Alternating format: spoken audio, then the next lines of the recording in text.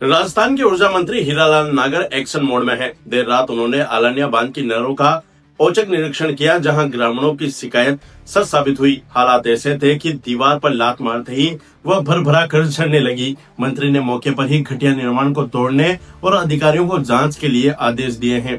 देखिए ये रिपोर्ट। शुक्रवार देर रात अंधेरे के बीच नहरों का निरीक्षण करते ये हैं ऊर्जा मंत्री हीरालाल नागर। मंत्री जी जब कनवास से कोटा लौट रहे थे तो ग्रामीणों की शिकायत पर अचानक आलनिया बांध पहुंच गए। यहाँ 30 करोड़ की लागत से कच्ची नहरों को पक्का करने का काम चल रहा है, लेकिन हकीकत देखकर मंत्री भी दंग रह गए।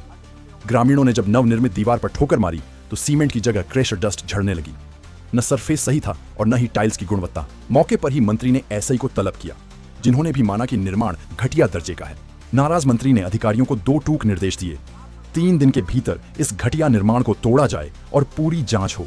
मंत्री हीरालाल नागर ने साफ कहा कि भजनलाल सरकार जीरो टॉलरेंस की नीति पर चल रही है। उन्होंने कहा कि लंबे समय से भ्रष्टाचार और बिलो रेट पर टेंडर हथियाने का खेल चल रहा है, जिस पर अब लगाम लगाई जाएगी। इससे पहले भी मंत्री नागर ने जल संसाधन मंत्री सुरेश सिंह रावत से बात कर विजिलेंस टीम से जांच की मांग की थी। सिर्फ नहर ही नहीं, मंत्री ने बनियानी गांव में पीएचआईडी के कामों पर भी कड़ा रुख अपनाया। ठेकेदार ने 1.5 साल से पूरे गांव को खोद रखा है, जिससे हादसे का डर बना हुआ है।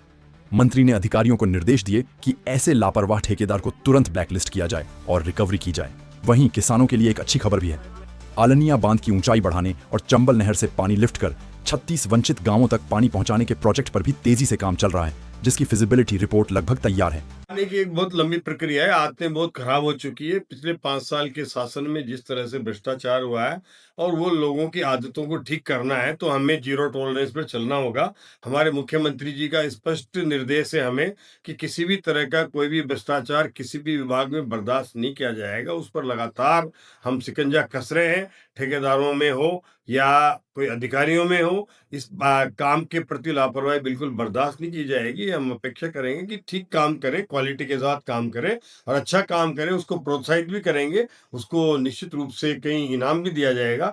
लेकिन अगर जनता के खरी पसीने की कमाई को इस तरह से लुटा करके और ये ठेकेदार अपना घर बनना चाहेंगे, ये इस सरकार में बिल्कुल संभव नहीं है। इस पर रोक लगेगी। जैसे ब्लो रेट पे जो काम करते हैं उसके पीछे क्या कारण है?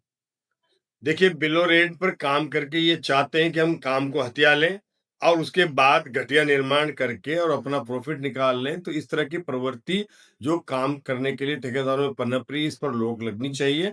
इस पर मैं निरंतर सख्त से सख्त कार्रवाई का अधिकारियों को निर्देश भी दे रहा हूँ और उनको जांच करके उनको ठीक करा रहा हूँ। और अगर वो घटिया मिल रहे हैं तो उनको तोड़ने के भी निर्देश मिल रहा हूँ। आज भी मैंने जो आलनिया बांध की, आलनिया डैम की जो नहरों का निरीक्षण किया है, उसमें जितने भी घटिया निर्माण है उसको तुरंत तोड़ने के आदेश दिए हैं और वो 3 दिन में एसी को कहा है कि इस निर्माण को तोड़ करके और इसको ठीक कराए।